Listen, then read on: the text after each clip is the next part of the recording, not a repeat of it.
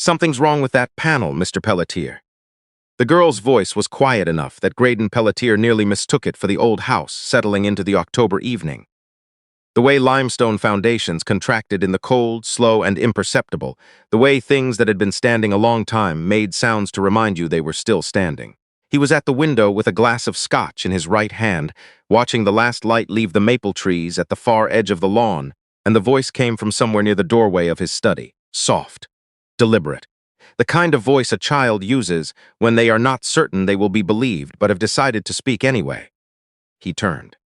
She was standing just inside the doorway, a yellow dusting cloth still in one hand, her eyes fixed not on him but on the far wall, on the long run of walnut wainscoting that ran beneath the bookshelves on three sides of the room. She was perhaps 11 years old, with close-cut hair and wide, steady eyes, and she was looking at the wall the way certain people look at a wall when they know what it is supposed to look like, and something has changed. Her name was Rowan Brewer. Her grandmother Muriel had worked as housekeeper at Pelletier House for 23 years, and Rowan had been coming to help on weekends since the spring, since a school budget cut and a letter home had freed her Saturdays. Graydon had seen her twice in the hallway near the kitchen. He had nodded. He had never spoken to her. "What did you say?" he asked. She did not look away from the wall. There was no fear in her face exactly, but there was effort. The visible effort of a child who has been taught by circumstances to make herself small in rooms that do not belong to her, and who has decided in this particular moment not to. "That panel," she said again, steadier this time. "The third section from the left, below the second shelf. It doesn't sit right. Someone moved it. They put it back, but they didn't set it the way my dad did." Graydon set his glass down on the corner of the writing table. He did it without hurrying, in the manner he had learned in 67 years of building a company from a single surveying contract into one of the largest construction groups in Ontario. He had heard a great many things said in a great many rooms. He had learned to pay attention to the ones said quietly. "Come closer," he said. "Tell me your name." "Rowan Brewer, sir. Muriel's my grandma." "I know who you are, Rowan. Come here." She crossed the room and stopped a few feet away, still holding the yellow cloth in both hands. She smelled faintly of the cedar polish Muriel used on the furniture, and her shoes had been carefully cleaned. The kind of careful that a child performs when they know they are going somewhere, they are not entirely certain they belong. Graydon understood, without her needing to say it, that she had prepared herself before coming in. "How do you know the panel has been moved?" he asked. "Because my dad installed them," she said. "All the wainscoting in this room. 15 years ago," he said, "before I was born. He brought me in here twice to show me. He said there are two ways to tell if a panel has been properly set. The wood grain has to align across the seam, and the bottom edge has to sit flush against the baseboard with no gap wider than a hair on either side." She paused. "That section has a gap on the left, and the grain is off." She held up her thumb and forefinger a small distance apart. "He used to say a panel fitted right doesn't announce itself. It just disappears into the wall. When a panel announces itself, something has happened to it." Graydon looked at the wainscoting. He had looked at that wall perhaps 10,000 times. He had stood in front of it during phone calls, read beside it on winter evenings, walked past it carrying files and coffee cups, and once, the small cedar box that held his wife Linnea's watch, which he had brought downstairs after she died, and had not been able to decide where to keep. He had never actually looked at the panels. He looked now. The girl was right. The third section sat a fraction off true. The wood grain, he could see it, once he was looking, crossed the seam at a slightly inconsistent angle with the sections beside it, the way a jigsaw piece placed in near darkness sits a touch out of true. And along the left edge, where the panel met the baseboard, there was a gap he could have slid a playing card into. "Rowan," he said quietly, "how recently do you think it was moved?" She studied the wall. "Not long. The scratch on the lower edge is bright. Fresh wood, not aged. Someone used something to lever the panel loose from the side, and they didn't quite get it seated when they put it back."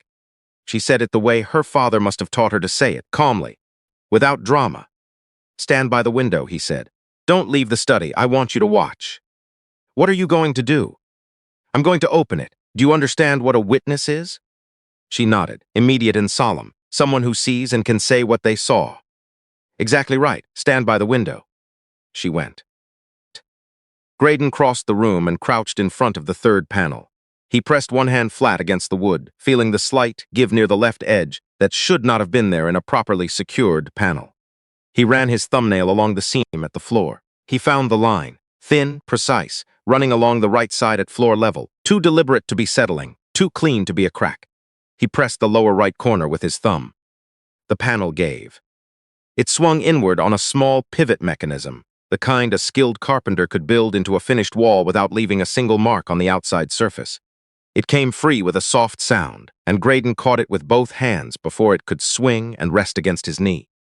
Behind the panel, set into the cavity between the wall's outer shell and the insulation, was a narrow metal box, dark green, waterproof, the kind sold at any hardware store for keeping documents in damp spaces. It sat exactly as though someone had placed it there with care, with the expectation that it would stay undisturbed for a long time. Graydon did not touch it. He sat back on his heels and looked at the box for a long moment. He was a man who had signed contracts worth hundreds of millions of dollars, who had navigated labor disputes and zoning hearings and one federal investigation that had cost him 3 years and every gray hair he currently owned. He had learned long ago that the first instinct in any moment of discovery was to act, and that the first instinct was almost always wrong. He stood. He turned around. "Rowan," he said, "do you see this?" From the window, she had been watching without a sound. "Yes, sir." "Good. Stay where you are. I need to make a call." He picked up the desk telephone and pressed the kitchen extension. Muriel answered on the second ring unhurried, as she had answered every call in 23 years of working in this house. "Muriel," he said 2 things. "First, Rowan is with me in the study. She's fine. I'd like her to stay a while longer. Second, I need Mr. Sloane's personal number, the small book in the kitchen drawer." She read it to him without a pause. He thanked her and dialed from his mobile. Broderick Sloane had been Graydon's personal attorney for 28 years and had operated from a modest office in downtown Kingston for the entirety of that time. He had never held any professional relationship with Pelletier Construction Group or any of its subsidiaries. This had been Graydon's deliberate arrangement, made early. The attorney who worked for the company served the company's interests. The attorney who worked only for Graydon served Graydon's. Graydon. Broderick's voice carried the particular neutrality of a man who had stopped being surprised by late evening calls sometime in his mid-50s. "Broderick, I need you here tonight." "How soon?" "As soon as you can drive from the Rideau Lakes." A pause that was not hesitation but calculation. "What am I walking into?" "I don't know the full shape of it yet, but I've found something in my own study that I did not put there. I believe it concerns the company. I believe it concerns Linnea." 2 seconds of silence. Linnea Pelletier had died on a February morning 15 years ago, a sudden cardiac event at 53. Broderick had been at the service. He had driven Graydon home afterward. "I'll be there in an hour," he said. "Where do I park?" "The side gate. Muriel will let you in through the kitchen. Bring your notarial seal and the small recorder." The line went quiet. Graydon set the phone down beside his glass. He looked at the window where Rowan was standing exactly as he had left her, hands at her sides, watching him with the contained steadiness of a child who has understood that whatever she has walked into tonight is larger than she expected, and who has decided to stay. "Mr. Pelletier," she said carefully, "is there something bad in that box?" "I don't know yet." He looked at her for a moment. "Rowan, your father built that compartment himself?" "He said someone asked him to. He never said who." She was quiet for a beat. "He told me about it 2 years before he died when I asked him about secrets. He said sometimes people asked a carpenter to keep a secret inside a wall, and that a good carpenter kept it twice, once when he built it, and again by never telling." She paused. "But he told me." "Why?" "He said the rules were different for family." Graydon looked at her for a long moment. Then he opened the writing table drawer and took out a clean handkerchief. He went back to the wall, crouched down, and lifted the green metal box from the cavity with both hands. Heavier than it appeared. He carried it to the writing table, set it on the leather blotter, wrapped the handkerchief over his right hand, and opened the latch. Inside, packed with the deliberate care of someone who had known the box might wait a very long time, were 4 things: a sealed envelope, a slim notebook bound in dark red cloth, a photograph face down held in a paper clip, and beneath all of these, a small brass key on a loop of plain white string. Graydon looked at the 4 objects the way he looked at structural drawings that did not quite add up. Carefully, without rushing toward any conclusion. He reached for the envelope. He used the silver letter opener from the pencil cup, running the blade along the upper edge the way his father had taught him. The paper parted cleanly. He drew out a single sheet. The handwriting was Linnea's. He recognized it in the same instant that his chest forgot briefly what it was supposed to be doing. He had not seen her handwriting in 15 years except on a small card tucked into the birthday book she had given him the Christmas before she died. He knew the shape of her letters, the way he knew the shape of the trees at the bottom of the lawn. Her capital L, slightly tilted. Her lowercase e with the particular closed curve that he had teased her about for 30 years. He read. Graydon, she had written. If you are reading this, then either I told you where to look or someone else noticed what you never did. Either way, I'm glad. I found the first transfer in September. I thought it was a processing error. I asked the firm's accountant about it at the quarterly dinner, and he told me it was a software issue. I believed him for 6 weeks. Then I asked again, and the answer changed, and that is when I understood what I had found. The money is not from the company's operating accounts. It is coming from the pension fund, the one that belongs to the 412 people who have spent their working lives building what you built. I have not told you because I wanted to be certain before I said the name. The photograph will tell you. The notebook has everything I found, from September until last Tuesday. I was going to tell you on Friday, on the drive to the lake. If something stops me before Friday, go to the bank. The key opens box 713 on Princess Street. The rest is there. Don't let them keep it. L. The note was dated the 12th of February, the Tuesday of the week she died. She had died on the Friday morning, the morning of the drive. Graydon set the note down on the blotter. He put both hands flat on the table and looked at the ceiling for a moment, the way a man looks at the ceiling when he is trying to keep something from showing in his face. He breathed once, slowly. Then again. Mr. Pelletier. Rowan's voice from the window was very quiet. Do you need me to get my grandma? No, he said. Thank you. Give me a moment. He gave himself the moment. He held it, then he picked up the photograph. It was printed on ordinary copy paper. Slightly grainy, taken from some distance, the angle careful, the perspective suggesting that the photographer had not wanted to be seen. 2 men standing outside a plate glass tower in what looked like downtown Toronto. The man on the left was a stranger, late 50s, trim, in a dark overcoat, with the controlled expression of a man paid to have no expression. The man on the right was half-turned toward the building's entrance, carrying a leather portfolio, silver-haired, wearing the particular kind of suit that Bay Street offices had been producing for 40 years. Graydon knew him. He had known him for 31 years first. His name was Oswald Trent. He had been the chief financial officer of Pelletier Construction Group since the year Graydon had accepted that the company had grown too large for him to manage its accounts without dedicated help. Oswald had attended Linnea's funeral. He had called on Graydon in the year after and sat in this study and spoken about legacy and responsibility and the duty of continuity. He had, 2 years later, recommended the auditing firm that had reviewed the company's books every year since. Graydon turned the photograph over. On the back in Linnea's hand, 2 words, Bay Pacific. Bay Pacific Capital was a private wealth management firm with offices in Toronto and a subsidiary registered offshore. Graydon knew the name not because he used the firm, but because its founder had once approached him about an investment partnership that he had declined, he recalled, now that the introduction had been arranged by Oswald. He set the photograph down face first. He opened the red notebook. The entries began in September of the year Linnea had died. They were written in the shorthand she had used for personal notes since university, a hybrid of abbreviations and symbols that he had spent 30 years learning to half-read. But the names were written in full, the dates were written in full, the amounts were in numbers. He read for 8 minutes without stopping. He went through September, October, November, December, and the 6 weeks of January and early February that brought the notebook to its last page. The transfers totaled, by Linnea's calculation, just over $23 million across 14 months. The amounts moved at irregular intervals in sums that sat below reporting thresholds. They moved through 2 intermediate accounts before arriving at a numbered account at Bay Pacific. The auditing firm that cleared Pelletier's books each year had been engaged. Linnea's research suggested, shortly after the first transfer was made. Its senior partner appeared in the back pages of the notebook, in a column she had underlined twice and labeled simply, Received. Graydon closed the notebook. He sat without moving. Then he said, Rowan, come sit across from me. She came. She sat. She folded her hands in her lap and waited with the particular patience of a child who has been given a great deal of waiting to practice. I need you to tell me everything you noticed tonight, he said. Starting from when you walked in. What you saw, what you said, and why. When Mr. Sloan arrives, I will need him to write it down, and I will need you to tell it to him exactly the same way. Are you willing to do that? She looked at him steadily. Is what's in that box going to hurt someone? He thought carefully about how to answer. "What's in that box is going to hurt someone who deserves to be hurt," he said. "And it's going to help a great many people who have been hurt without knowing why.